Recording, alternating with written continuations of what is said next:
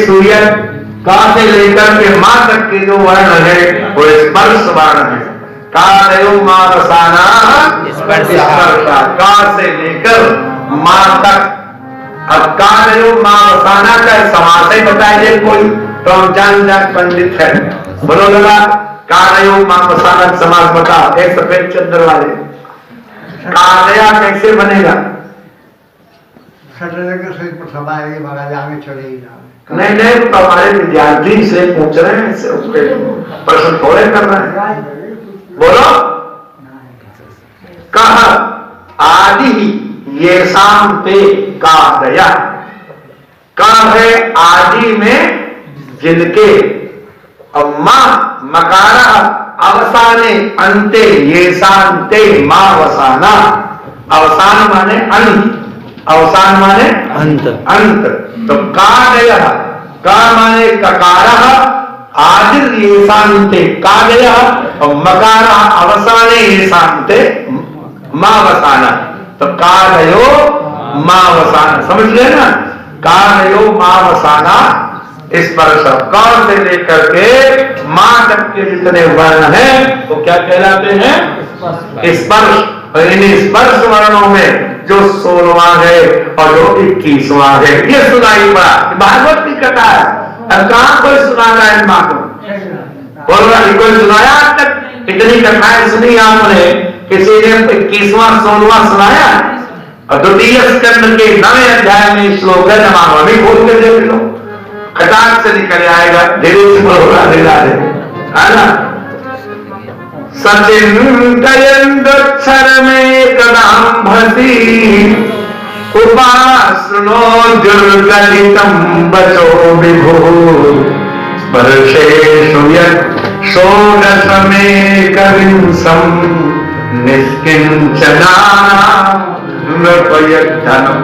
राजा परीक्षित को नाम दे रहे, हे नृप, हे राजा परीक्षित, निष्किंचना नाम यद्धनम, निष्किंचनों का यही धन है। 16वां और 21वां, 16वां ता और 21वां ता मिला तो तप क्या हो गया? तप बल सब जग रचई विधाता,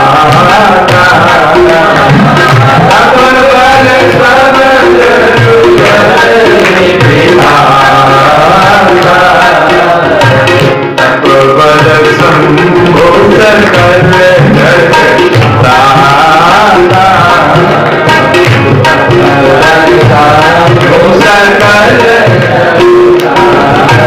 हमारे श्याम जी बड़ी श्रद्धा से कथा करा रहे हैं। कथा वो सिद्ध होती है श्याम जी, इसमें कथा के बीच में दूसरी कथा आ जाए।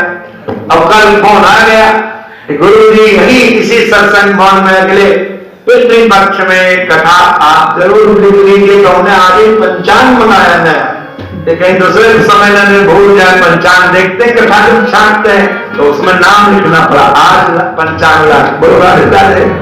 तो कथा माने भगवान प्रसन्न हो तो उसका यह लक्षण होता है कि दूसरी कथा कथा नहीं मिल जाए। नहीं खाली बैठ के क्या करोगे? बोलो, बूढ़े हो जाएंगे, मर जाएंगे।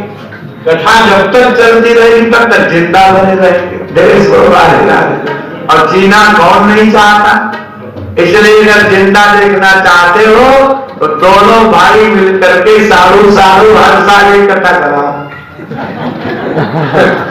क्योंकि हमारे सोधारी जी हैं, 2 भाई हैं सगे, कलकत्ता, एक कलकत्ते में रहते, एक दिल्ली शालीमार बाग में। और 8 वर्ष से हर वर्ष, इस बार भी उनकी 23 फरवरी से है, आइएगा 2 दिन रहिएगा, आनंद लीजिएगा, भोजन बनता ही देख ही रहे हो, समझे? इस फरवरी में फिर आएगा, धीरे से बोलो राधे राधे। हाँ, बन गया काम।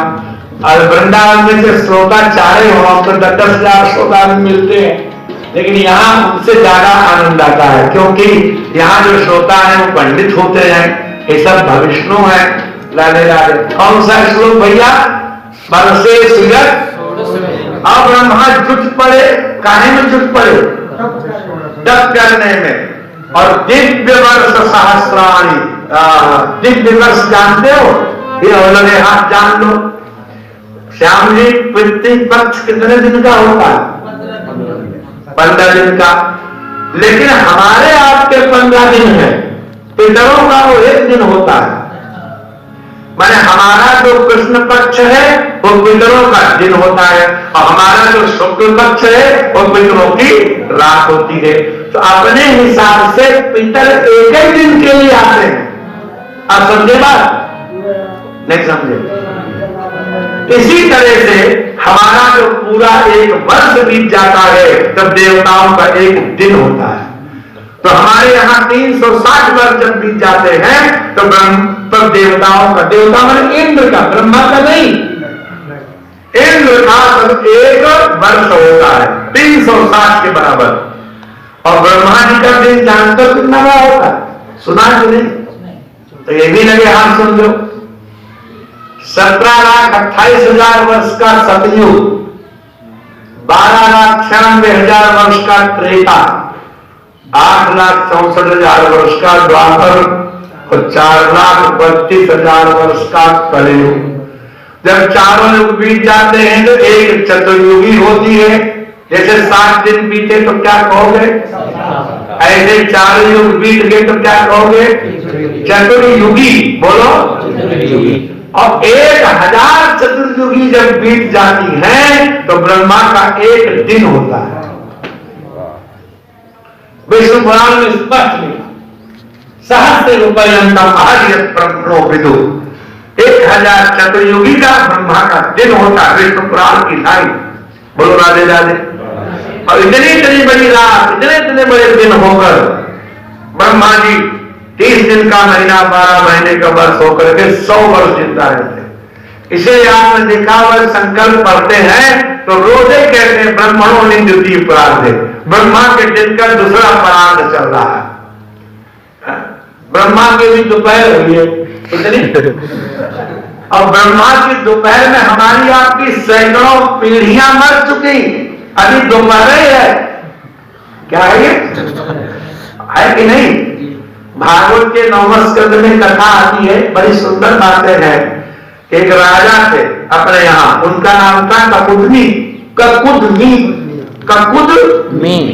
उनकी बहुत सुंदर बिटिया थी, इतनी सुंदर, इतनी सुंदर, इतनी सुंदर। तो उनको कोई पृथ्वी में उसके लायक बड़े नहीं मिला, तो इतनी सुंदर। तो उन्होंने सोचा क्यों न ब्रह्मा जी से जाके पूछ ले कि तुमने हमारी बिटिया के लिए कौन दुल्हा बनाया। तो बिटिया को लिया, तो पुराने जमाने के कराए योग थे और ब्रह्म लोग पहुंच गए। और जब ब्रह्मा की सभा में पहुंचे तो वहां पर एक संगीतज्ञ के लगा हुआ था तुम्हारी तरह। हाँ, ये स्वप्न में गुलाम अली को देखते रहते। राधे राधे। अब संगीत चल रहा था, तबला बज रहा था, कैसियो बज रहा था, सरंगी बज रही थी। अब बीच में तो बोल नहीं सकते थे। जब वो गीत समाप्त हुआ तब ब्रह्मा जी ने कहा, राजन आप कैसे आए? बोले अपने बिटिया का बर ढूंढने आए। बोले जितनी देर तुमने ये संगीत सुना खड़े होकर के, इतनी देर में वहां 27 चतुर्युगी बीत गई। कितनी? 27 चतुर्युगी। सोचो, 27 बार सतयुग, त्रेता, द्वापर, कलयुग बीत गए। यहाँ एक गाना सुनते सुनते। तो जिनको तुम देख करके आए हो उनके तो लड़के, बच्चे, नाती, पोते भी किसी को पता ही नहीं है। इसे जल्दी चले जाओ यहाँ से। इस समय शेषावतार भगवान बलराम वहां पर विराजमान है, तो अपनी बिटिया का ब्याह उन्हीं के संग कर दो। तब रेवती का विवाह बदलाव के साथ हुआ। ये कथा भागवत के 9वें स्कंद में लिखी है, ज्यादा दूर भी नहीं है। 9वें स्कंद के उसी अध्याय में है। इसमें महाराज वो सव्याती की आंखें सुकन्या ने खोल डाली थी दूसरे अध्याय में। बोलो राधे राधे। 9वें स्कंद के दूसरे अध्याय में कथा, समझे? तो महाराज जो है बड़ी गति होती है समय की। पितर लोग यहाँ आते हैं 1 दिन के लिए, और हमको लगता है 15 दिन हो गए। ऐसे ही देवताओं होते 360, जब हमारे होते 360 वर्ष, तब देवताओं होता है 1 वर्ष।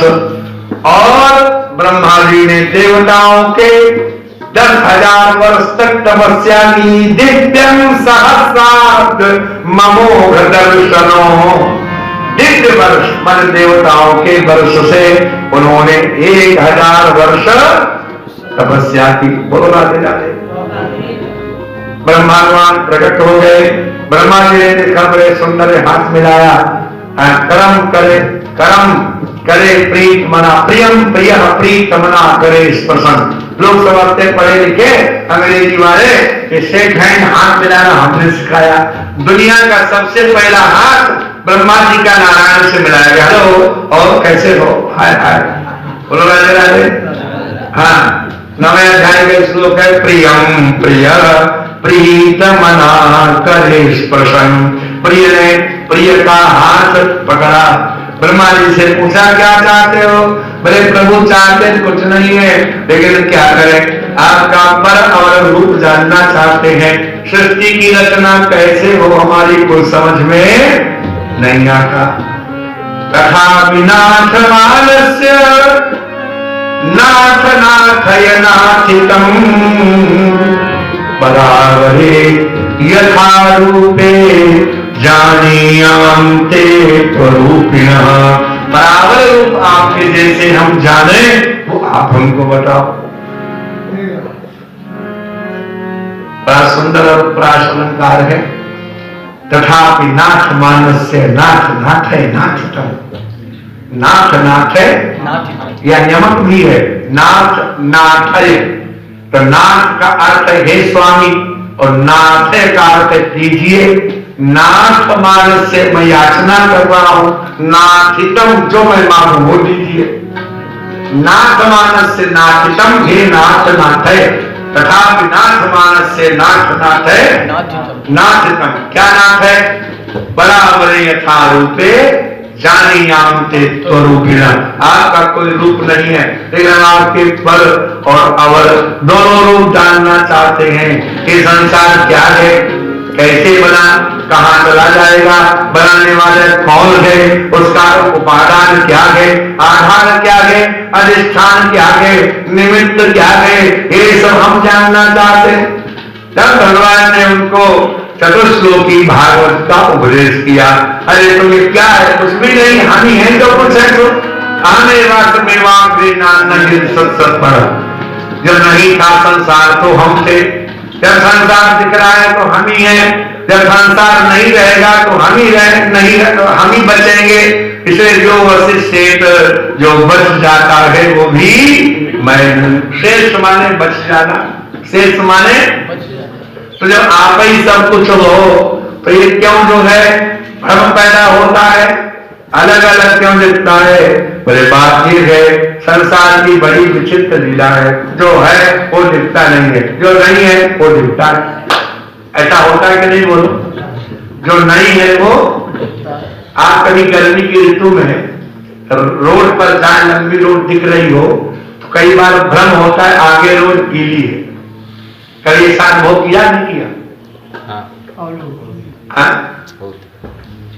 जी हाँ, होता है दोपहर में। हाँ, बहुत ज्यादा दोपहर में होता है कि नहीं?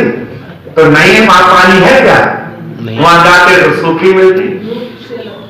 हाँ, तो नहीं है लेकिन दिखता है, और होता है दिखता नहीं है। राहु केतु है, आक्रमण करते हैं, सूर्य चंद्र को परेशान करते हैं। वैज्ञानिक लोग अपना मन समझाते हैं कि पृथ्वी की छाया पड़ गई, चंद्रमा की छाया पड़ गई, चंद्रमा ओट में आ गया। अरे सब तुम गप्पा लगाते हो, समझे? सीधी बात यह है कि राहु आक्रमण करता है, राहु के गला है, धड़ है नहीं, निकल तो लेता है, फिर निकल के बाहर चला जाता है। इसलिए जो है वो बार बार निकलने के बाद भी बना ही रहता है। राहु केतु है लेकिन दिखते नहीं है। अंधकार नाम की कोई चीज नहीं है, लेकिन फिर भी हम कहते यहाँ बड़ा अंधेरा है। जब लाइट जलाते हैं तो कहां जाता है अंधेरा? उसमें कुर्सी दिखती है, मेज दिखती है, बिस्तर दिखता है, रजाई दिखती है, अंधकार कहां दिखता है? अंधकार नाम की कोई चीज नहीं है। नैयायिकों के अतिरिक्त किसी ने अभाव को पदार्थ माना ही नहीं। अभाव तो एक चीज के न होने का नाम होता है। अभाव कोई सत्तात्मक वस्तु नहीं है, अभाव कोई पदार्थ नहीं है। न्याय शास्त्र जरूर अभाव को पदार्थ माना, बाकी किसी दर्शन ने अभाव को पदार्थ नहीं माना। तो अभाव माने अंधकार न होते हुए भी अनुभव होता है, राहु के द्वारे होते हुए भी अनुभव नहीं होते हैं। इतर विद्या आत्मनो मायाम यथा भासो यथा तमा, ये विद्या है, माया है। क्या है? माया। और माया तो सबको मोहित कर देती है। जय न मोह अस को जग अति प्रचंड माया। बोलो आप लगूंगा अति प्रचंड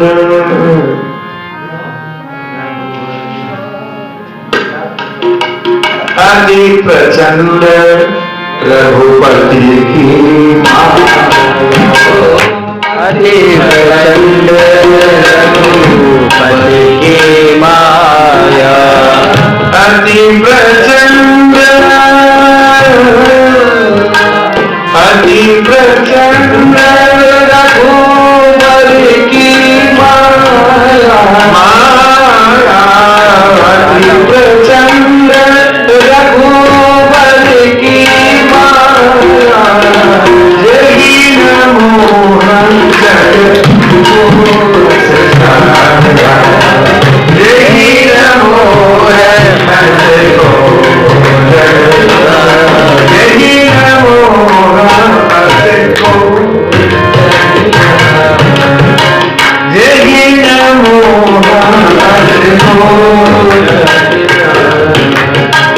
अतिशय प्रबल देवतव माया।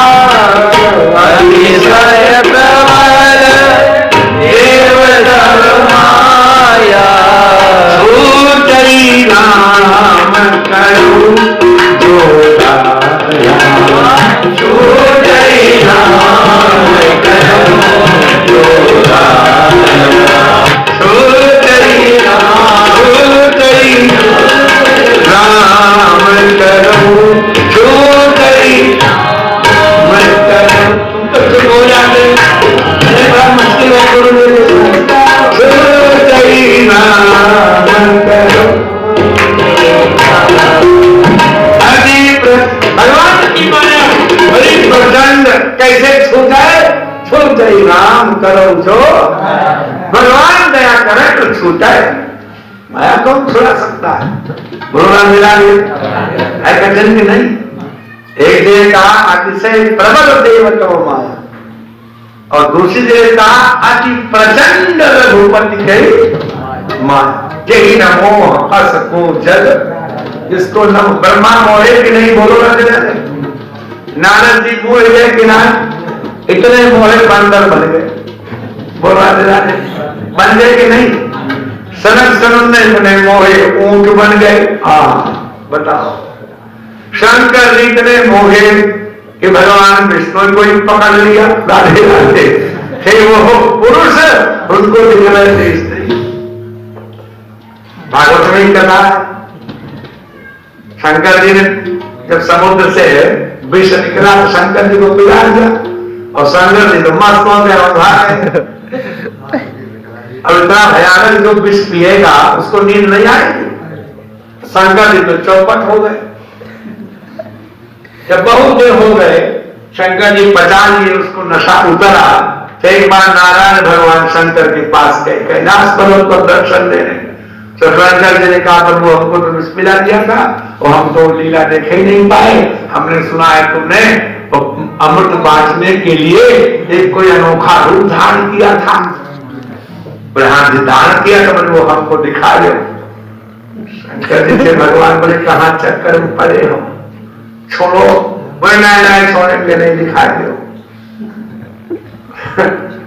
वैसा सोचेंगे। भगवान दरबार चले गए, झाड़ी के पीछे हुए, और इतने में क्या दिखाई पड़ा कि झाड़ी के अंदर से दुपट्टा फैला रहा है बढ़िया पीतांबर। तू नहीं तो तेरा दुपट्टे ही सही। दौड़े शंकर जी, दुपट्टे के पीछे वो सुंदरी थी। अब तो शंकर जी कांच बन गए। अरे बाप रे, इतना समुद्र। तो शंकर जी को देखकर तो थोड़ी लजा गई। दूसरी ओर से शंकर जी झपटे और वो बाकी राधे राधे।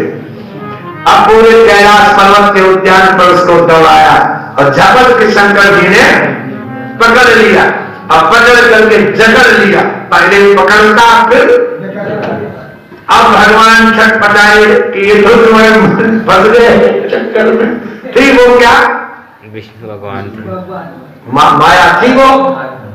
इतने व्याकुल हो गए शंकर भगवान कि पूर्ण दुर्दशा वर्णन की गई है उस अध्याय में शंकर जी की, उसका वर्णन सभा में किया नहीं जा सकता। मैं आपसे सही बताता हूं, ऐसी दुर्दशा शंकर की हुई। अंत में भगवान ने धक्का मारा कस के, समझे फिर से दुर्बल रूप में प्रकट हो गए। बड़े लज्जित हुए भगवान शंकर। हम समझते थे हम बड़े योगी हैं, चिंतन करने वाले हैं, और शंकर जी को भगवान ने 16 को 8 पढ़ा दिया। तो जही न मोह हस को जगया, ऐसा कौन है? शिव सनकादिक जाहि जनाही। सोचिए अपर जीव कहिले के मानी, जिससे शिव और सनकादि भयभीत रहते हो, इस माया से सामान्य जीव की तो बात ही क्या है। दिखा है कि नहीं दिखा? शिव सनकादिक जाहि जनाही।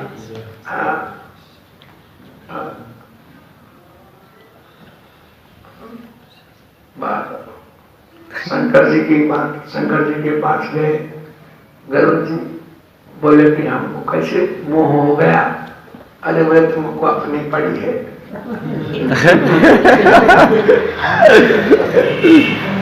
शंकर जी कहते हैं किसी से कहना मत करो जी। बोले क्या हुआ? जही बहुबार न चावा मोही, सोई व्यापी पति तोड़ी।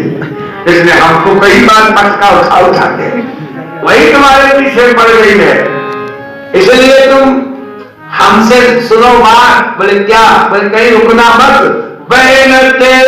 कहा कि तुम जो है सचमुच अगर जानना चाहते हो तो जहां नित हरि कथा हो तो जहां भाई, जहां रोज भगवान की कथा होती है वह पढ़ो कहा सुनो तुम चाहिए, जाके वही सुनो। भगवान की माया बड़ी प्रबल। भगवत चर्चा क्षमा करने वाला, भगवत लीला का आश्रय लेने वाला, उसके पास माया नहीं आती। उसके पास माया नहीं आती, क्योंकि उससे डरती है माया। भक्ति जिसके पास होती है, माया खलु नर्तकी बिचारी। माया कौन है? वो तो नर्तकी है, नाचने वाली है। और श्री रघुवीर भगत प्यारी, बोलो राधे राधे। नाचने वाली वेश्या कितनी ही सुंदर हो, लेकिन यज्ञ में पूजा में तो पत्नी ही बैठेगी। मैं गांठ जोड़कर कि वेश्या बैठेगी? बोलो। तो श्री रघुवीर ही भगवान की जो पटरानी है, भगती प्यारी, उनकी प्यारी तो भक्ति है और माया खलु नर्तकी बिचारी। इसे भगत ही सानु कुल घूरा, भगत ही सानु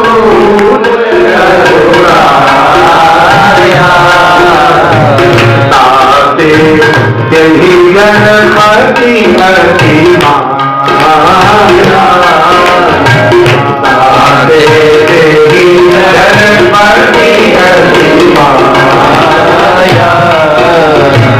भगति सानु कुल घुराया, भगति सानु कुल घुराया। आते ही गणपति हरि माया, आते ही गणपति हरि माया। माया किससे डरती है? भक्ति से। और जो भक्ति का आश्रय ले लेता है उसके पास माया नहीं आती। यह है तरीका माया से बचने, और कोई तरीका नहीं है। ये निश्चित बात है। इसलिए सारा वेद तुमको भेद दिखाई पड़ता है। भागवत के चतुर्श्लोकी भागवत के दूसरे श्लोक में पंच कर लेखा जन मोर, पंच कर लेखा मोचन मोर, पंच कर लेखा मोचन मोर।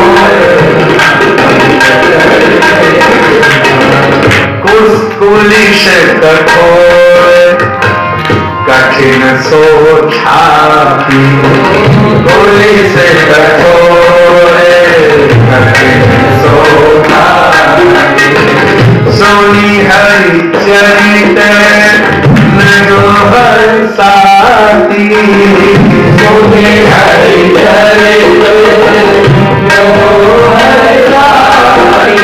भागवत का श्लोक तदस्मसारं हृदयं वतेदं यद गृह्यमाणैर् हरिनाम ध्येये। एक होता है पत्थर, एक पत्थर का सार, जैसे दूध का सार कल बताया घी, ऐसे पत्थर का सार क्या होता है? अस्मसार। तो अस्मसार होता है वज्र, लोहा, इस्पात। लोहा कहां से निकलता है? नहीं मालूम, पत्थर से निकलता है। इतना भी संसार में तुमको सामान दिखता है सब पृथ्वी से आया है। पृथ्वी के अलावा कोई है चीज नहीं। सोना कहां से निकलता है? हीरा कहां से निकलता है? लोहा कहां से निकलता है? सब पृथ्वी का विकार है, कुछ नहीं पृथ्वी के अलावा, समझे। और पत्थर सबसे कठोर होता है पृथ्वी में, और पत्थर का भी जो सार है वो लोहा है।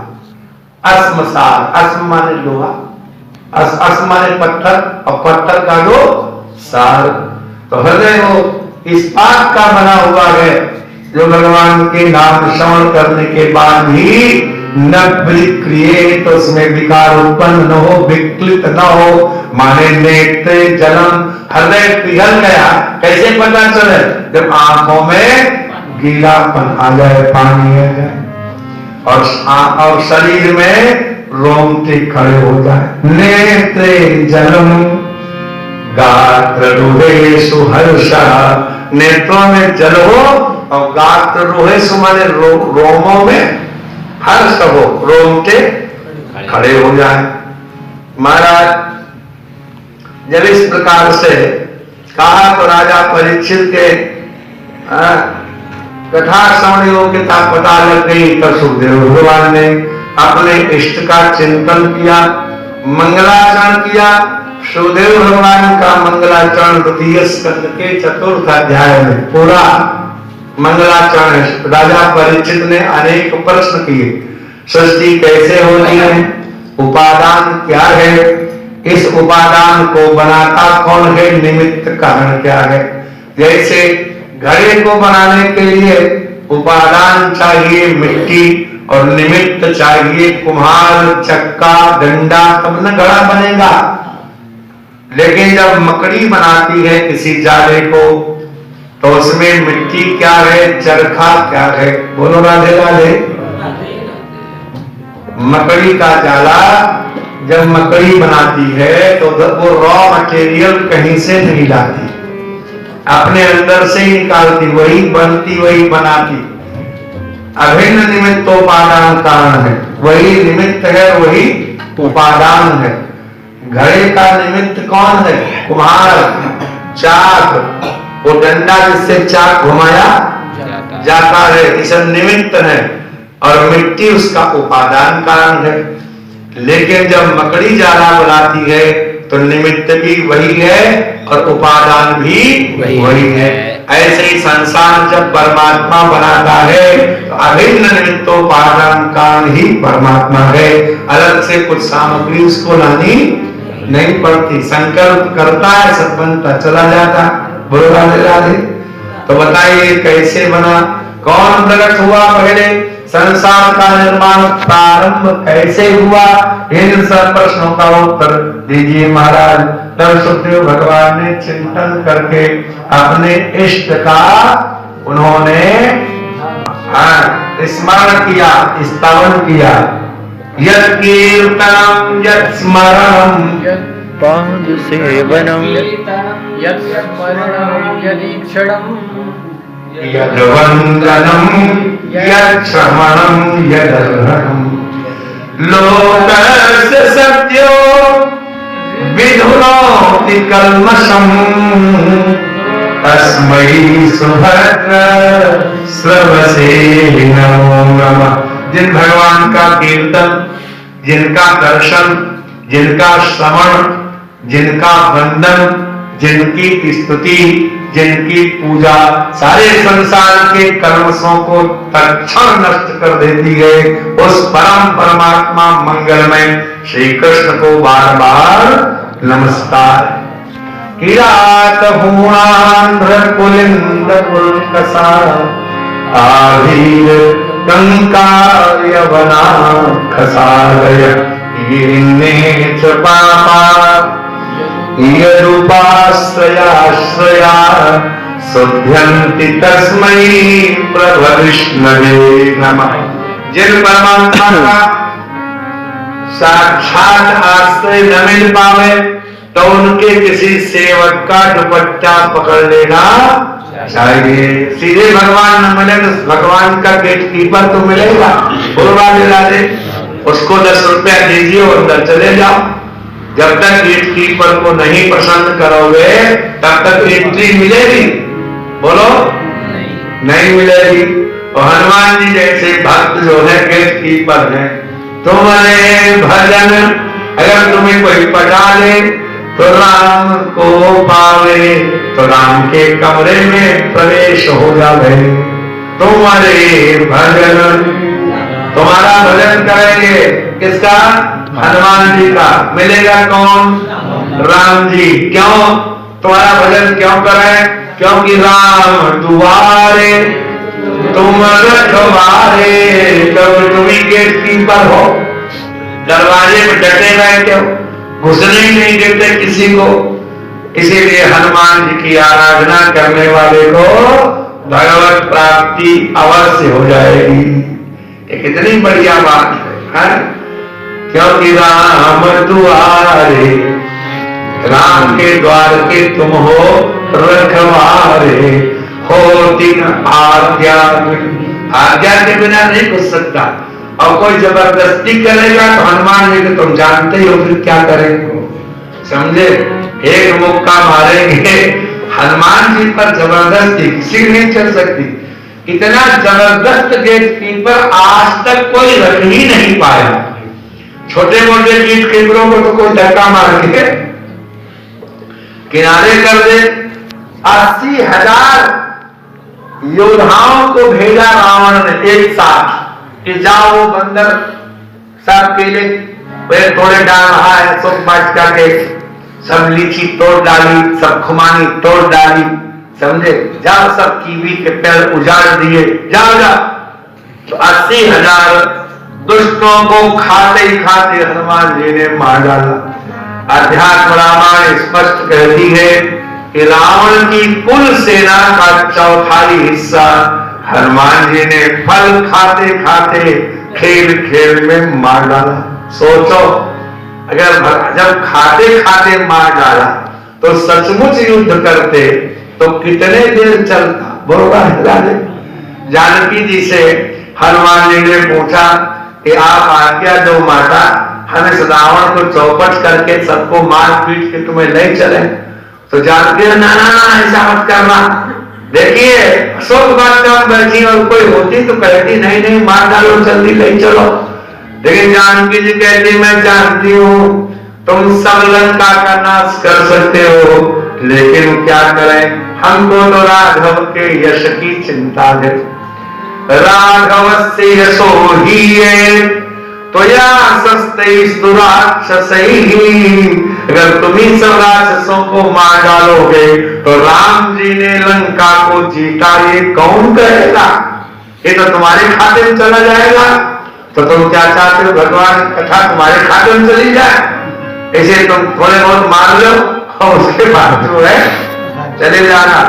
तब भी जो है 7 सेनापति 5 जो है मंत्रियों के पुत्र, अक्षय कुमार, मेघनाद की सारी सेना, फिर भी हनुमान जी ने महाराज, हाँ क्या चमत्कार था हनुमान, ऐसा कोई वीर ही नहीं दुनिया हुआ। राम जी ने सोचा ये तगड़ा है, इसी को लगाओ व्यक्ति परिवार, कोई प्रवेश ही नहीं कर पाएगा। तो राम दुआरे तुम रखवारे ये केवल यही फिट बैठता है। छोटे मोटे गेट कीपर को धक्का देके आदमी घुस जाए, हनुमान जी को धक्का देके नहीं घुसा जा सकता, घुसा जा सकता है, कोई भी संसार में ऐसा पैदा नहीं हुआ।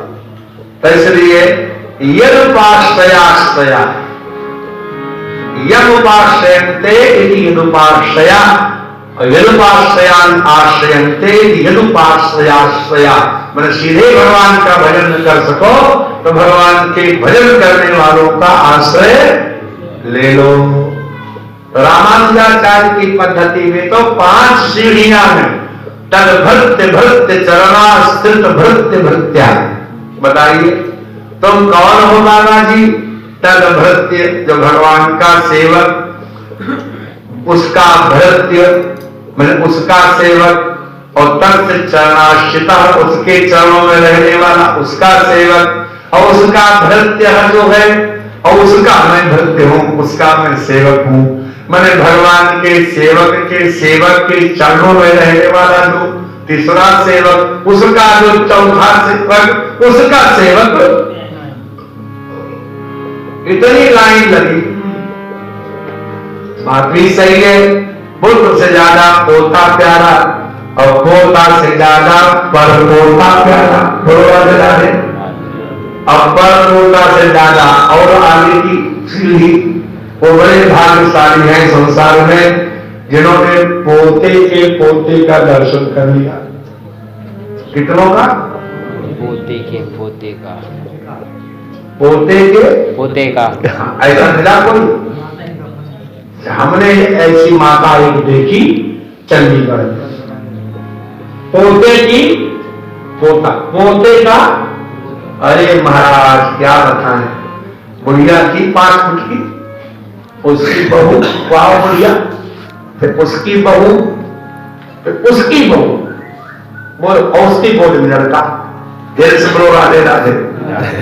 5 पीढ़ी सामने खड़ी, जिसकी 4 पीढ़ी भी हो जाए सामने, सोने की सीढ़ी हो जाती है। क्या हो जाती है? और सोने की सीढ़ी पर चढ़ के जाता, इनकी हो गई बेटी, पोते पोता हो गया, पोते का लड़का हो गया, छोटे छोटे तब कैसे? तो 3 हुई। कल आएंगे देख लेना नहीं तो आप हमें एक, आपका पुत्र 2, अब पोता 3, तो 3 थोड़ी 4 चाहिए ना।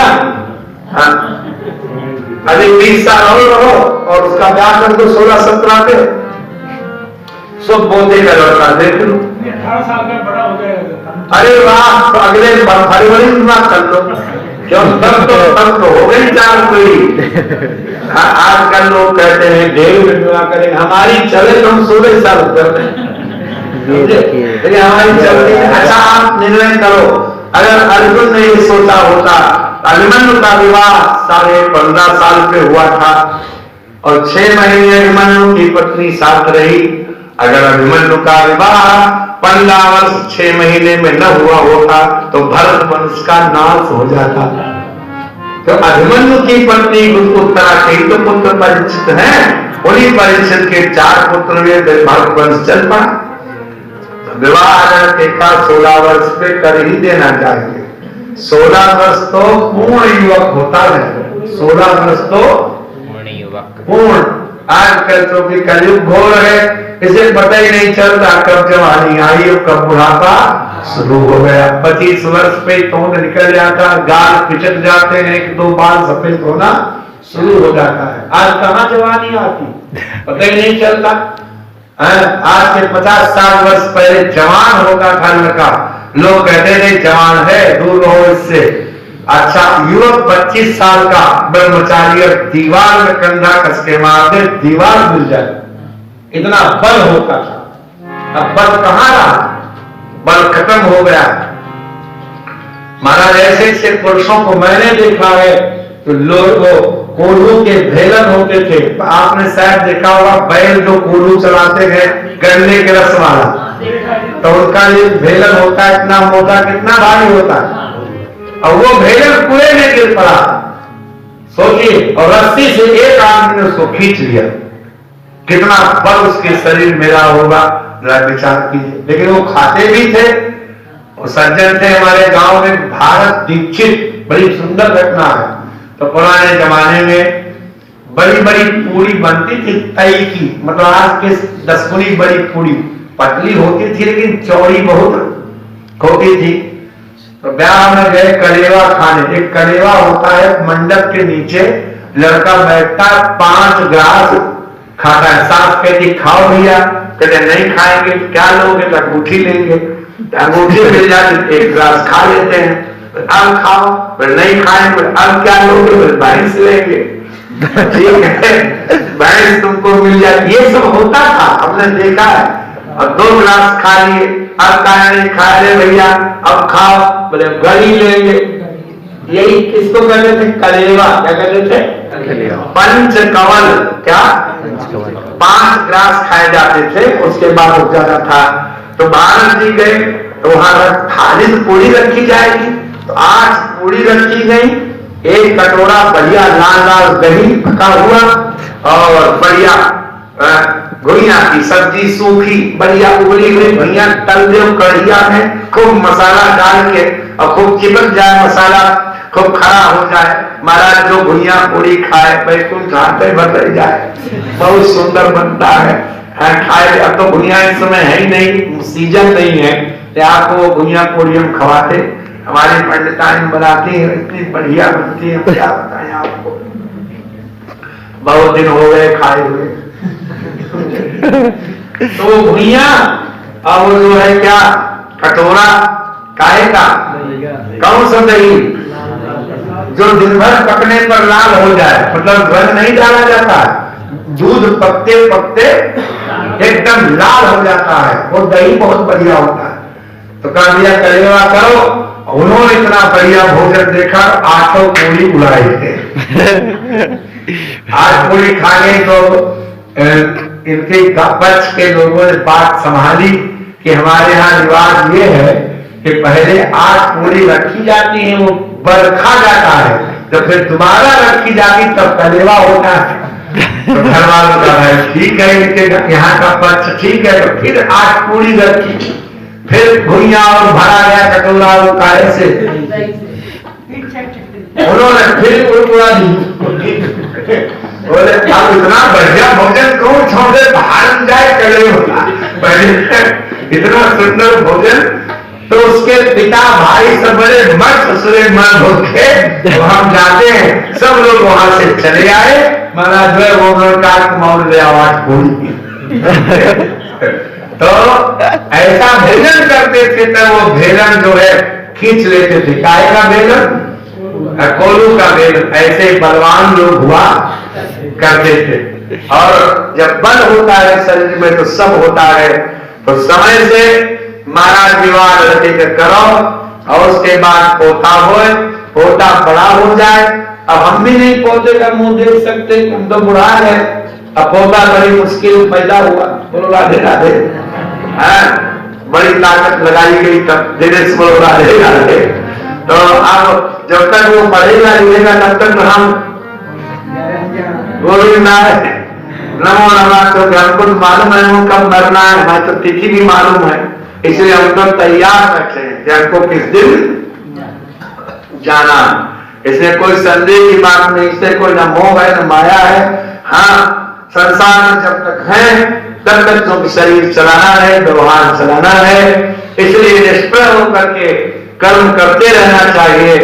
अर्जुन 89 वर्ष के थे जब उन्होंने महाभारत का युद्ध किया, भगवान कृष्ण 90 वर्ष के थे जब उन्होंने महाभारत में घोड़े हाँके, और युधिष्ठिर 91 वर्ष के थे जब उन्होंने महाभारत में युद्ध किया, और भीष्म पितामह 120 वर्ष के थे जब उन्होंने महाभारत में युद्ध किया और सरसैया पर लेते। आदमी को ये कथाएं बताती हैं कि आजीवन सत्कर्म करते रहना चाहिए। भीष्म पितामह को क्या जरूरत थी लड़ने की? 120 वर्ष के हो गए, कह देते हम संन्यास लेके कमंडल लेके जाते हैं, अपना भजन करेंगे, तुम मरो लड़ो जो करो सो करो, लेकिन भीष्म पितामह को युद्ध में नहीं हिस्सा लेना चाहिए था। समझे? द्रोणाचार्य ब्राह्मण थे, 120 वर्ष की अवस्था थी, क्या जरूरत थी द्रोणाचार्य को युद्ध करने की? लेकिन इन लोगों ने कर्म का ही आश्रय लिया, भगवान आश्रय लेकर के इन्होंने बड़े बड़े काम किए। तो इसलिए इन सब कर्मों को करते हुए सुखदेव भगवान कहते हैं कि जो लोग अत्यंत पापी हैं और वो भगवान आश्रय न ले सके सीधे, तो भगवान के जो आश्रित हैं उनका आश्रय ले ले तो सुध्यन्ति तस्मै प्रभ विष्णवे नमः। भगवान सुखदेव ने इसके बाद सृष्टि का क्रम बताया कि ये जो पृथ्वी है, ये जो जल है, ये जो वायु है, ये जो अग्नि है और आकाश है, इन सब का कारण शब्द स्पर्श रूप रसगंध है। शब्द से ही आकाश प्रकट होता है, स्पर्श से ही वायु प्रकट होती है, रूप से ही अग्नि प्रकट होती है, रस से ही जल प्रकट होता है और गंध से ही पृथ्वी प्रकट होती है। ये शब्द स्पर्श रूप रस गंध का जो कारण है वो अहं तत्व है, अहं तत्व का कारण महत् तत्व है और महत् तत्व का कारण प्रकृति है और प्रकृति परमात्मा से प्रेरणा लेकर ही इन सृष्टियों को करती है। इसी अहं तत्व के सात्विकी भाव से देवता और उनकी अधिष्ठित इंद्रियां प्रकट होती हैं। माने 5 ज्ञानेंद्रियां हैं, 5 कर्मेंद्रियां हैं, इन इंद्रियों के ऊपर और एक मन है, इनके ऊपर 11 देवता बैठते हैं। एकादशी का इसलिए भी उपवास किया जाता है कि 11 देवता प्रसन्न बने रहें, उनकी आराधना करो, इन 11 देवताओं का स्मरण करो। आपके पास है कौन कौन महाराज इंद्रियां हैं? तो श्रोत्र है, चक्षु है, स्पर्शन है, रसना है, घ्राण है। माने आपके पास कान है, कर्णेंद्रिय है, तो इसके ऊपर दिक् देवता बैठा है, दिशाओं का जो देवता, इसका नाम दिक् देवता, ये बैठा हुआ है। त्वचा के ऊपर वायु देवता बैठा हुआ है, नेत्र के ऊपर सूर्य देवता बैठा हुआ है, नाक के ऊपर नासिका पर अश्विनी कुमार बैठे हुए हैं और आपके इसी प्रकार से रसना के ऊपर वरुण देवता बैठे हुए हैं। इसी तरह 5 कर्मेंद्रियां हैं, वाणी के ऊपर अग्नि देवता बैठा है, हाथों के ऊपर इंद्र देवता बैठे हैं, पैरों पर उपेंद्र बैठे हैं और जननेन्द्रिय पर यम बैठे हैं और उत्सर्ग इंद्रिय पर प्रजापति बैठे हुए हैं। मन जो है 11वां है, इस पर चंद्र देवता बैठे हुए हैं। ये 11 देवता और 11 इंद्रियां सात्विकी अहंकार से प्रकट होते हैं और शब्द स्पर्श रूप रसगंध ये तामसी अहंकार से प्रकट होते हैं और राजस जो है वो दोनों में रहता है, तो रजोगुण के बिना तो सृष्टि हो ही नहीं सकती। इसलिए अहंकार के 3 भाग हैं, सात्विक, राजस और तामस। सात्विक से ज्ञानेंद्रियां, कर्मेंद्रियां और मन, तामस से शब्द स्पर्श रूप रस गंध और राजस का अंश दोनों में समाहित रहता है, जिससे ये प्रकट होते और शब्द स्पर्श रूप रस गंध से ही पृथ्वी जल तेज वायु और आकाश प्रकट होते हैं। बस यही सृष्टि का क्रम है, इससे सारा संसार बनता है, इसी में लीन हो जाता है। इसी ज्ञान को ब्रह्मा जी जब नहीं कर पाए थे तब उन्होंने भगवान की आराधना की थी और भगवान ने प्रकट होकर के उनको उपदेश किया था। तामनाद्यगच्छत् दृश्यमत्र सम्मताम् प्रपंच निर्वाण विधि यथा भवे। देखिए लोग कहते विधाता बनाता है, देव भागवत कहती ताम नाद्य गच्छद् समत्र सम्मताम।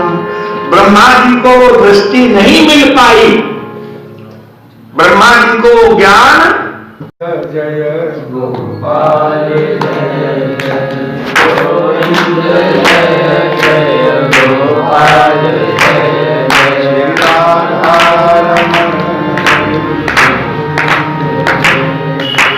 राधा रमण हरि गोविंद जय जय गोविंद जय जय गोविंद जय जय गोपाल जय जय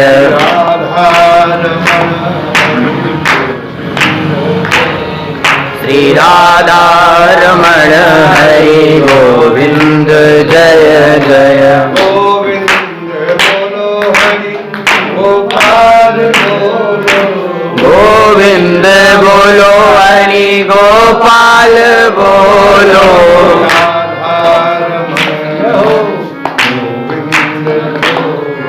श्री राधा रमण हरि गोविंद बोलो गोविंद जय जय गोपाल गोविंद जय जय गोपाल जय जय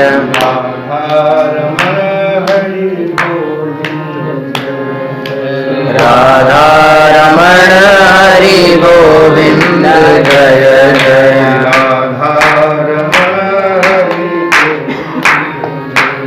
श्री राधा रमण हरि गोविंद जय जय श्री वाके जय जय श्री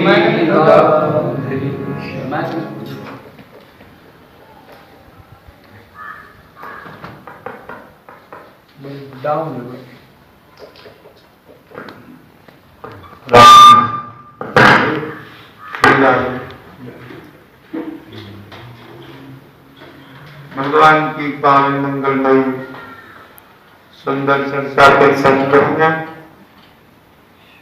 बराबर हुए दिल्ली से पधारे हुए हमारे परम प्रेमास्पद यजमान श्री श्याम जी श्रीमती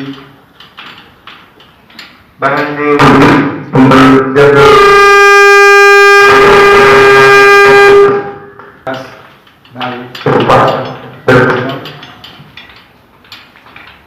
भगवत कृपा से यह बड़ा सुंदर मंगलमय अवसर मिला।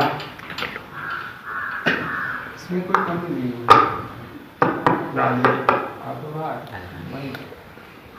खुलता है तो ठीक जाता ना, सही बन गया। भगवान सुखदेव गंगा किनारे आए तो राजा प्रश्न किया कि मरने वाले को क्या प्रश्न है।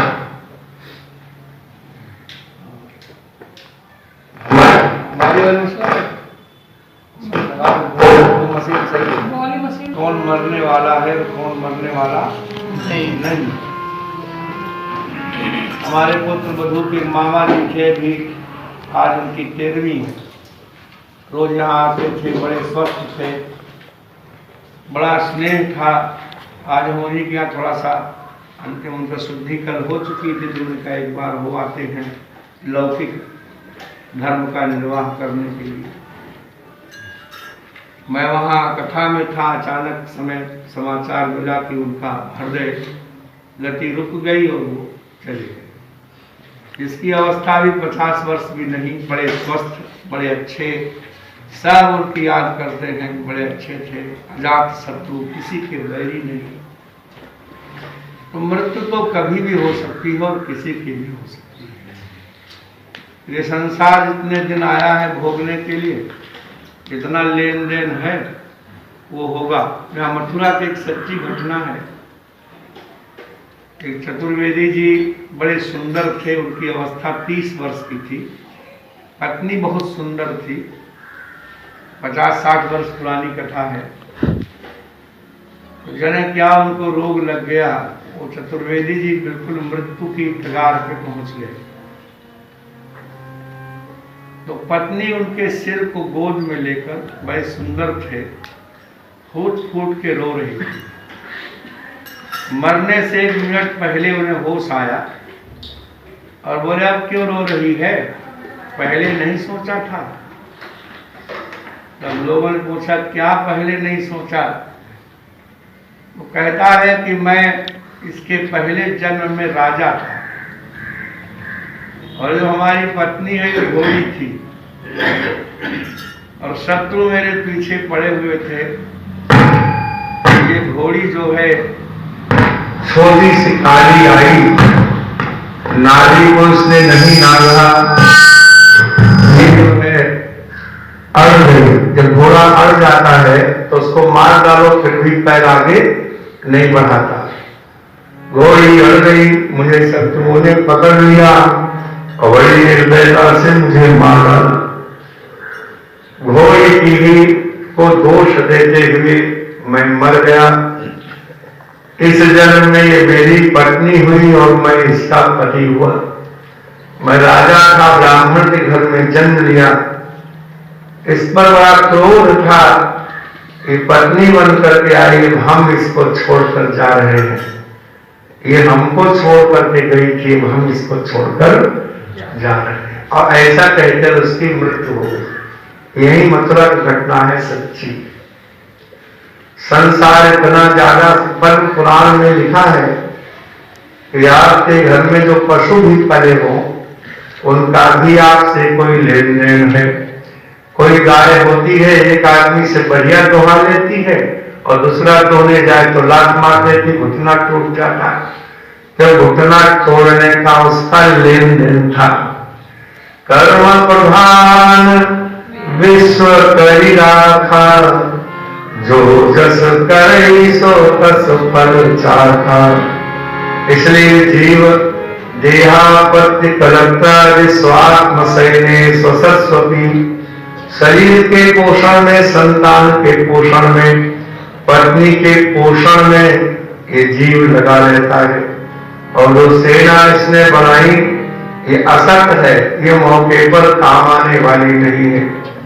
अगर कोई व्यक्ति पर्वतीय यात्रा में जा रहा हो, पैदल पैदल पूरा परिवार जा रहा हो, पीछे 25 व्यक्ति हो परिवार के, अगला बूढ़ा आदमी पैर फिसलने से अगर गिर जाए तो सब उठते ही नाली में, तो पीछे के 24 लोगों में से कोई नहीं गिरता। वो सब ऊपर ही खड़े होके हल्ला मचाते हैं, हाय गिर गए गिर गए। कि कोई और भी गिरेगा? कोई गिरेगा? कोई नहीं गिरेगा। सारा संसार अपने लिए जीता है। स्वार्थ लागी करे सब प्रीति, स्वार्थ लागे करे सब प्रीति। सुर नर मुनि सब प्रिय रीति, सुर नर मुनि सब प्रिय रीति।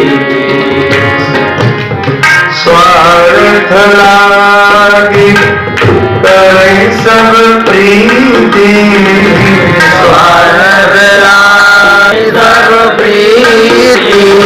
सुर नर मुनि सब प्रीति, सुर नर मुनि सब प्रिय रीति। लेकिन स्वार्थ है क्या से असली? तो स्वार्थ साच जीव कहाँ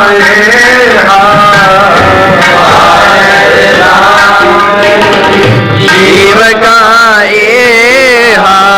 हरे राम पद पंकज नेहा, हरि राम पद पंकज नेहा। सच्चा स्वार्थ है ये कि भगवान के चरणों में प्रीति हो जाए। तस्मात् भारत सर्वात्मा भगवान ईश्वरो हरि, श्रोतव्य कीर्तितव्य स्मर्तव्य भयम् इसलिए जो अभय पद पाना चाहता हो, माने मृत्यु के मुख में बार बार न गिरना चाहता हो, उसको मरते समय चाहिए, मरने वाले जीव को चाहिए कि भगवान का श्रवण करे, उन्हीं का कीर्तन करे और उन्हीं का चिंतन करे। श्रवण करे माने ज्ञानेंद्रियां उनमें लगावे, कीर्तन करे माने कर्मेंद्रियां उनमें लगावे, मनन करे माने अंतःकरण उनमें लगावे। श्रवण ज्ञानेंद्रिय है, कीर्तन कर्मेंद्रिय है और चिंतन अंतःकरण है। तीनों होते हैं। आपके पास या तो जानने की चीजें हैं, या करने की चीजें हैं, या सोचने की चीजें हैं। बोलो इसके अलावा क्या है? तीन ही आपके पास औजार हैं। एक ज्ञान करने के लिए कान से शब्द जानते हैं, जिह्वा से रस जानते हैं, खट्टा मीठा कड़वा कसैलाचर बड़ा नमकीन, है ना। त्वचा से ठंडा गर्म जानते हैं। एसी लगाओ कौन कहता है? त्वचा। गीजर लगाओ कौन कहता है? त्वचा। नमक कम डालो कौन कहता है? जिह्वा। बोलो मधुर मधुर कौन कहता है? कर्णेंद्रिय, है ना। इसी तरह से गंध अच्छी आनी चाहिए, नासिका कहती है, और सुंदर सुंदर दृश्य हरा पीला लाल रूप होना चाहिए, इसको नेत्र कहना। तो श्रोतव्य श्रवण करना चाहिए, कीर्तितव्य कीर्तन करना चाहिए, स्मर्तव्य और स्मरण करना चाहिए। अभयम इच्छता, क्योंकि ये जो सूर्य नारायण है, उदित होते हुए और अस्त होते हुए जीवों की आयु का हरण करते हैं। एक बार सूर्योदय हुआ और अस्त हो गया, एक दिन कम हो गया ना, पहले लगता है लड़का बढ़ रहा है, फिर लगता है लड़का घट रहा है, तो क्या उल्टा चलते हैं सूर्य नारायण? नहीं, पहले दिन से घट रहा है। लड़का 1 महीने का नहीं हुआ, 1 महीना कम हो गया। ये आदमी 60 वर्ष का नहीं हुआ, 60 वर्ष कम हो गया।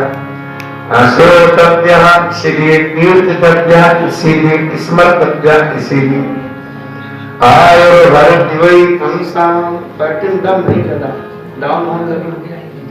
कोद्यन्नस्तन चयन्नसो तस्यर्ते क्षणो भीतः उत्तम श्लोकवाक्तया। भगवान की चर्चा में जो क्षण व्यतीत हुआ, जो समय व्यतीत हुआ, उसको छोड़ करके जितना भी समय है वो सब आयु हरण किया जाता है। माने भगवत चर्चा इतना समय लगाएंगे, उसमें आयु हरण नहीं होती, उसमें सूर्य की सुई रुक जाती है।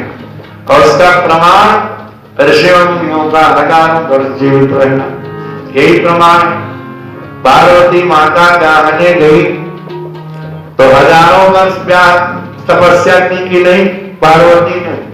तो जो स्त्री हजारों वर्ष तपस्या करके तब विवाह करेगी तो बुढ़िया हो जाएगी कि नहीं? तो शंकर जी का ब्याह बुढ़िया के संग हुआ? क्या हुआ होगा? शंकर जी का विवाह बुढ़िया के संग नहीं हुआ, क्योंकि वो तो जब तपस्या करने गए थे तो वहां भी गौरी ही दिखाई पड़ी थी। गौरी माने 8 वर्ष की कन्या। जाई गौरी देखी तिल कैसी, मूर्ति मंत्र तपस्या जैसी, मूर्ति मंत्र तपस्या जैसी।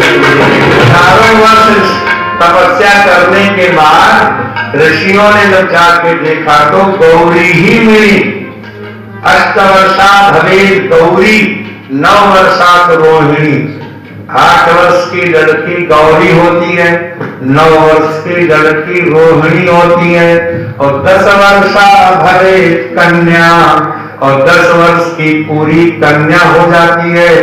ऊर्ध्वम रजस्वला, और इसके बाद राधे राधे हो जाती है।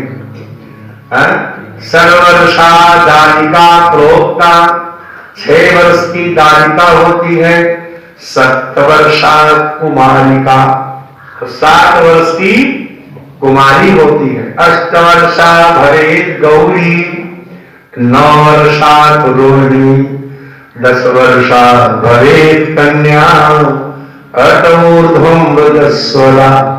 तो गौरी की बनी नहीं ना। हिमालय ने कन्या दान किया कि बुढ़िया दान किया? विचार करो। क्योंकि रामायण कहती गही गिरीश कुश कन्या पानी, और भवजी समर्पी जानी भवानी। हिमालय ने कन्या ही दान की थी, और जबकि हजारों वर्ष तपस्या करके आई थी कि नहीं? बोलो। संवत सहस मूल फल खाए, 1000 वर्ष तक आलू और शकरकंद खा करके तपस्या की। साग खाए 100 वर्ष गंवाए, साग खा के 100 वर्ष तपस्या की। बेल पत्र मही परे सुखाई, 3 सहस संवत सो खाई। 3000 वर्ष तक सूखी बेल पत्ती खा के तपस्या की। और कछु दिन भोजन वारी बतासा, कि ये कठिन कछु दिन उपवासा।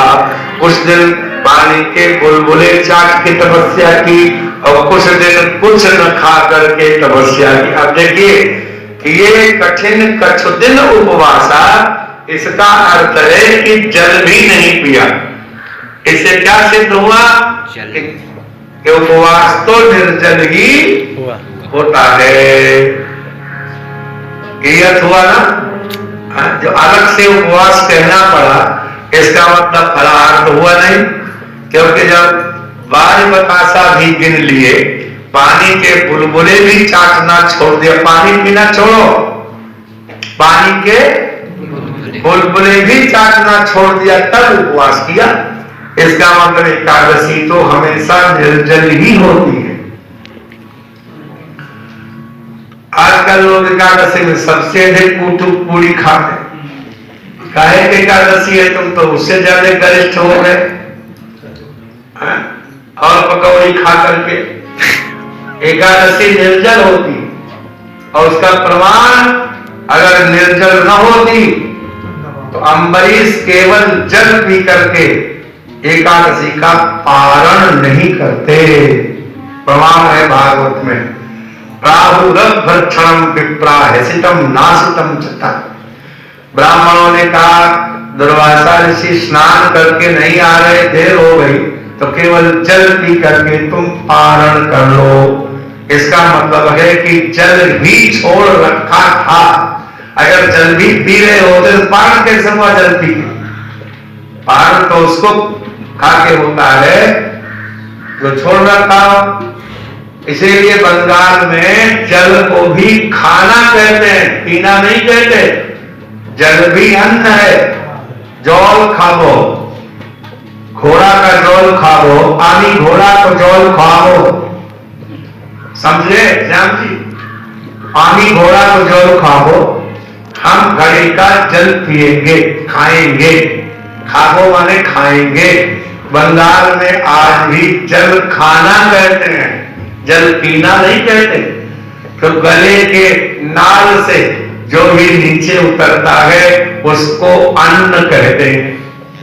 अन्न भक्षणे धातु हो तो अद्यते गल विदनाला अगनीयते इति अन्नम।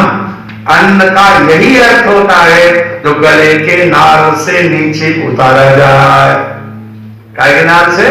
गले की नाल। हाँ, मैंने ग्लूकोज जब नस से चढ़वाओगे तो वो नहीं खाना माना जाएगा। राधे राधे। तो अन्न नहीं माना जाएगा, बाकी सब अन्न है। तो आयुर्हरति वै पुंसाम उद्यन्नस्तंचयन्नसौ तस्यर्थे यच्छणोदीतः तमश्लोकवार्तया। भगवान की चर्चा में जो समय निकाला उसको छोड़ करके इतना समय है हमारा आयु नष्ट हो रहा है, और इतनी देर भजन कर रहे, पाठ पाठ कर रहे उतना जुड़ रहा है। बोलो राधे राधे। खूब पाठ करना चाहिए, खूब भजन करना चाहिए, खूब श्रवण करना चाहिए, खूब कीर्तन करना चाहिए। पता नहीं फिर शरीर मिले मिले न मिले, जो खाना पीना, मरना डरना, सोना और संतान पैदा करना, ये इतना ही मनुष्य के शरीर का काम होता, तो सब काम तो पशु भी करते हैं। फिर पशुओं से मनुष्य में अंतर क्या होगा, ये बताइए।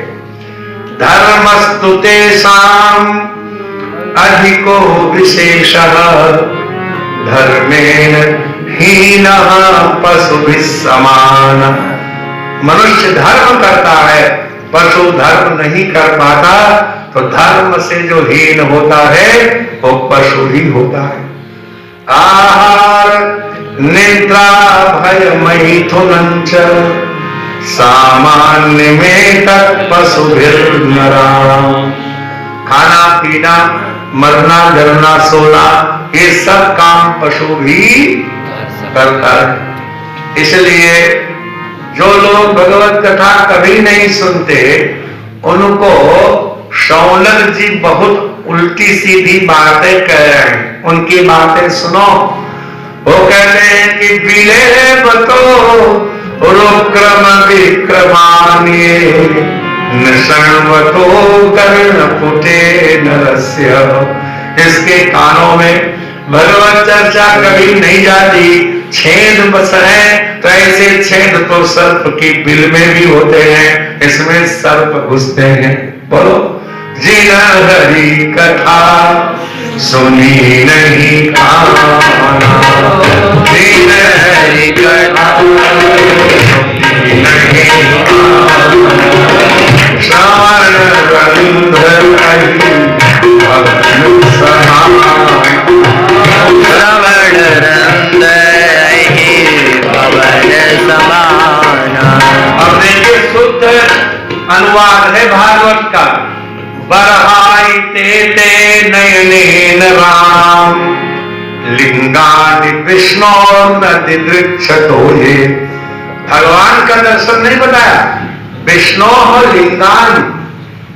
तो विष्णु लिंगम किम, जैसे पर्वत के ऊपर धुआं उठ रहा हो, दूर से देखो धुआं उठ रहा है, सीधा निकलते चला जा रहा है, तो आप जान जाते हैं पर्वत पर आग है। जान जाए कि नहीं, बोलो। तो आग तो देखी नहीं, कैसे जान गए? धुआं से। तो धुआं क्या हुआ? अग्नि का लिंग हुआ। अग्नि का क्या हुआ? लिंग। हाँ, लीनम अर्थम गमयति लिंगम, छिपे हुए अर्थ को जो बता दे उसका नाम लिंग। समझे? जो नहीं जानते थे वो जान जाए। समझे? तो धुआं बिना आग के रह ही नहीं सकता। इसी तरह जो संत पुरुष हैं, उनको देख के जान लीजिए कि भगवान होते हैं। राधे राधे। उनका दर्शन करेंगे तो आपको भगवान की अनुभूति हो जाएगी। जैसे आप धुएं को देखेंगे तो अग्नि की अनुभूति हो जाएगी। अनुभूति माने यथार्थ ज्ञान, आपको पता चल जाएगा। अनुभव यथार्थ ज्ञानम, यथार्थ ज्ञान का ही नाम अनुभव है, अनुभूति है। समझे? इसे ज्ञान के दो रूप हैं, अनुभव स्मृतिश्च। एक अनुभव होता है, एक स्मृति होती। अनुभव प्रत्यक्ष होता है। आग के ऊपर हाथ धरो, पता चल जाएगा ठंडी होती है गर्म, किसी से पूछने थोड़ा ना जरूरत है। आग कैसी होती, छू के देख लो, पानी में हाथ डाल के देख लो, पता चल जाएगा ठंडा होता है कि गर्म। ये प्रत्यक्ष प्रमाण है। स्मृति होती है जो बीत चुकता, उसकी याद किया जाता है। तो इसलिए भगवान के जो सूचक है धुएं की तरह संत है। लिंगान विष्णु न दिदृक्षतो ये, दिदृक्षता का देखते हैं ऐसा नहीं, न द्रष्टुम इच्छति, जो देखना नहीं चाहते हैं उनका। दिदृक्षा माने दृष्टुम इच्छा। समझे? जो लोग नहीं देखना चाहते हैं, समझो वो तो उनकी आंखें मोर का पंख है। मोर का पंख ध्यान से देखो, कैसे सुंदर सुंदर पलकें होती हैं, कैसा सुनहला सुनहला उसका भीतर का अंग होता है, और उसके ऊपर जो है फिर नीला नीला होता है। आजकल जो मेकअप करती है ना लड़कियां, लड़के आंखें बंद करके फिर पलकें रंगती हैं ऊपर का दीदा, जब बंद करते हैं तो नीला हरा दिखाई पड़ता, बड़ी बुरी लगती समझे, उल्टी आती देख के। लेकिन लड़के उनका उनको अच्छा लगता है, इसीलिए उसका नाम है मेकअप। क्या नाम है? मेकअप। बना लो, माने जो नहीं है उसको बना लो, हाँ नहीं लेकिन बना लो। राधे राधे। उसका नाम क्या हो जाता है? मेकअप। मेकअप, है ना। तो मेकअप तुम क्या करोगे? मोर का पंथ ध्यान से देख लो, ऐसा मेकअप दुनिया का कोई नहीं कर सकता, कलाकार कोई भी पार्लर होल्डर ऐसा मेकअप नहीं कर सकता जो मोर के पंख की तरह पलकें बना दे। अरे महाराज, अगर नेत्र केवल इसीलिए मिले हैं कि भगवत दर्शन न करें तो उससे अच्छे तो मोर के पंख हैं। नयन संत दर्शन नहीं ये आत्मा क्या है? कई पक्ष हैं। एक पक्ष ये है शरीरम आत्मा, शरीर ही आत्मा है। कैसे? बोले प्रदीप्त ग्रहात उत्तम परिदृत्या की निर्गमन दर्शनात्। घर में आग लग जाती है, अंदर के कमरे में बालक सो रहा होता है, पुत्र को छोड़कर भी माता पिता भाग खड़े होते हैं। इससे लगता है कि शरीर से ज्यादा प्रिय हो नहीं है।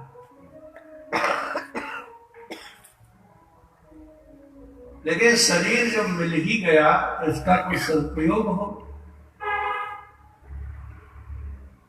तो गोपियां कहती हैं कि अक्षणवताम फलमिदं न परम विदामः। हे सखियों, जिनको जिनको आंखें मिली हों, उन आंखों वालों को आंखों का फल क्या मिला, विचार किया गया है। रुक्मिणी अम्बा जब चिट्ठी लिखती हैं भगवान को विवाह के संबंध में 7 पद, तो पहला पद यही है कि रूपम दृशाम दृशिमताम अखिलार्थलाभम। रूप है, उन्नयन वाले जितने लोग हैं उनके नेत्रों का समस्त फल आपका दर्शन है। दृशिमताम नेत्रवताम प्राणिनाम, आंखों वाले जितने जीव हैं उनका अखिलार्थ लाभम, अखिल माने समस्त जो लाभ है वो क्या है? तव रूपम तव दर्शनम, तुम्हारा दर्शन है। इसलिए गोपियां बातें करती हैं बैठ के 4-6। इतने में यशोदा माता आ जाती है और कहती है तुम किसके बारे में? तो गोपियां कहती हैं और किसके बारे में करें, आपके लाला ने सबका चित्त चुरा लिया है, हम उसी की बात करेंगे। तो यशोदा मैया बोली तुम सब बावरी हो। बावरी माने जानते हो? बावरी, लोग कहें मीरा भाई बावरी। सास क्या कहती? ये कहती है यही अपनी बहू। सास कहे कुलनाशी है। जो संसार के काम का नहीं रहता उसको लोग बावरा कहते हैं, पागल। तुम सब बावरी हो। तो गोपियां कहती हम ही पहली बावरी थोड़ो न है, हमसे पहले बहुत बावरे हो चुके हैं। बोले तत्र प्रमाणम की वस्ती, क्या है प्रमाण? तो कहा कि प्रायो बताम मुनयः विहगा बलेस्मिन्। ये श्रीमद् भागवत के 10वें स्कंद के 21वें अध्याय का श्लोक सिद्ध करता है कि गोपियां सचमुच क्रांत ऋषि मुनि थी, ऋषि थे। वो पहचान गए कि जो कदम के वृक्षों पर बैठे हुए पक्षी हैं वो पक्षी नहीं है, मुनया, वो ऋषि मुनि है। ये भागवत कहती है। प्रायो हे माता, प्रायः इसलिए कहा कि सारे पक्षी नहीं, मैंने उसमें से 10-20% सचमुच के पक्षी भी हैं, लेकिन 80% जो पक्षी है वो कौन है? ऋषि मुनि। प्रायः उसे कहते हैं कि हाँ प्रायः ठीक ही था, माने लगभग ठीक था। तो प्रायो वताम मुनयः विहगा मुनयो वनेस्मिन् आरुह्य द्रुम भजान रुचिर प्रवालान। वो ऐसे बैठते हैं जिसमें पत्तों के झुंड ज्यादा हो, वो छुप करके बैठ सके, केवल उनकी आंख दिखे, वो देख सके, उन्हें कोई नहीं देख सके। तो रुचिर प्रवालान द्रुम भुजान आरुह्य, जिनमें खूब पत्ते हैं बढ़िया बढ़िया, ऐसे वृक्षों की डाल पर बैठते हैं। और कृष्ण क्यों बैठते हैं? उत्तर दिया, कृष्ण क्षितम, कृष्ण का दर्शन करने के लिए। और तदुदितम कलगा वेणुनादम, बल्लभाचार्य यहाँ पाठ बदल देते हैं भागवत में। वो कहते हैं कि नहीं, दो काम नहीं कर सकते, एक कालावच्छेदेन, दो इंद्रियां काम नहीं करती। कोई या तो देखता है तो सुनता नहीं है, सुनता है तो देखता नहीं। लेकिन ये बात गलत है, सत्संग ही इसका प्रमाण है। वक्ता सुनता भी है और वो श्रोता सुनता भी है और देखता भी है। वो पाठ करते हैं श्रवंत मीलित दृशा, लेकिन श्रीधर स्वामी कहते नहीं, श्रवंत अमीलित दृशा, आंखें खोले खोले। कृष्ण चितम, कृष्ण से दर्शनम, कृष्ण का दर्शन करते हैं। और उस समय क्या शब्द है वहां? विगतान्य वाचा, आपस में बातचीत नहीं करते। सत्संग में तो पूछ भी लेते हैं ना, इस लाई कितने की लाई, कहां से लाई। वहां ये शर्त है, विगतान्य वाचा, विगता अन्य वाक, ये शांति, विगता अन्य वाचा, कुछ नहीं बोलते, मौन। मुनि शब्द का अर्थ ही मौन होता है। मौन का अर्थ केवल वाणी का मौन नहीं होता। सर्वासाम इंद्रियाणाम कालावच्छेदेन विषय परामुखत्वम मौनत्वम। मौन का लक्षण है समस्त इंद्रियों की विषय विमुखता। जैसे वाणी अपने विषय से विमुख हो गई, शब्दोच्चारण नहीं करती है, ऐसे ही समस्त इंद्रियां बाह्य विषयों से परामुख हो जाती हैं, जिसकी वो मुनि होता है, वो मौन हो जाता है। विषयों के प्रति उसकी इंद्रियां काम नहीं करती। बस विगतान्य वाचा, श्रवंती अमीलित दृशा, आंखें खोल के, मीलित माने बंद करके। भगवान का दर्शन कौन नहीं करना चाहता? गोपियां कहती हैं, अटति भवान अन्हि काननम रुचिर्युगायते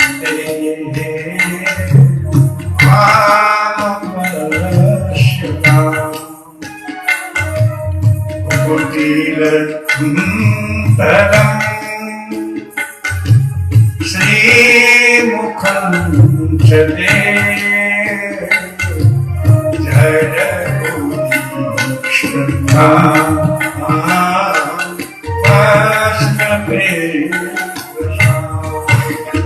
गोपियां कहती हैं कि हे नंदनंदन, हे श्याम सुंदर, हे ब्रजेंद्र कुमार, हे मंगलमय मदन मोहन घनश्याम, जब आप जाते हैं गोचारण करने के लिए तो त्वाम अपश्यताम, आपका दर्शन न करने वाली हम गोपियों के लिए त्रुटि ही, मैं एक पलक झपकाने का जो काल है, युगायते, युग के बराबर हो। घुंघराले घुंघराले बालों वाले, जैसे किसी कमल के पुष्प के ऊपर भौरे गुंजार रहे हो, ऐसे भगवान के मंगलमय मुखचंद्र के ऊपर उनकी जो घुंघराली घुंघराली लटे हैं, ऐसा लगता है मानो कमल पुष्प के ऊपर भौरे मंडरा रहे हैं। लटे कैसी? भगवान की घुंघराली। कथा तो आपने शायद सुनी होगी। एक बार किसी मुसलमान बादशाह ने एक समस्या पूर्ति दी। समस्या पूर्ति जानते हैं? माने एक ऐसी लाइन दे दी जाए कि तुम कविता बनाओ और वो लाइन उसमें फिट बैठ जाए, उसे कहते हैं समस्या पूर्ति।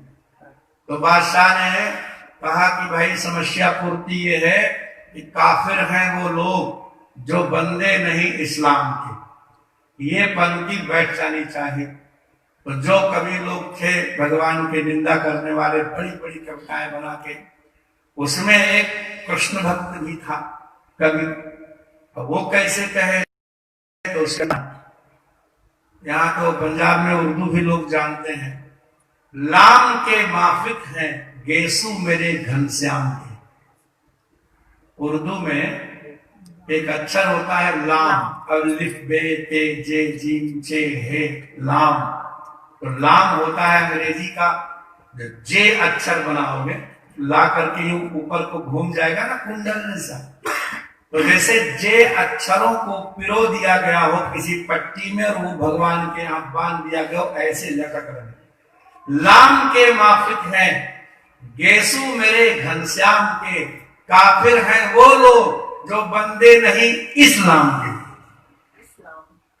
इस माने ये जो उनके चंद मुखमल के ऊपर घुंघराली घुंघराली जो लटे, तुलसी कहते घुंघराली लटे लटके ऊपर, कुंडल लोल कपोलन की न्योछावर प्राण करे तुलसी, बलि जाऊं लगा इन बोलन की। जिसकी ओर घुंघराले बालों वाले श्री कृष्णचंद्र ब्रजेंद्र नंदन देख लेते हैं, बस वही उनका होगा। तो ऐसे मंगलमय मुख का दर्शन महाराज करने के लिए, भगवान का दर्शन करने के लिए इतने सुंदर मुखमल पर भौरे से गुंजार रहे हैं।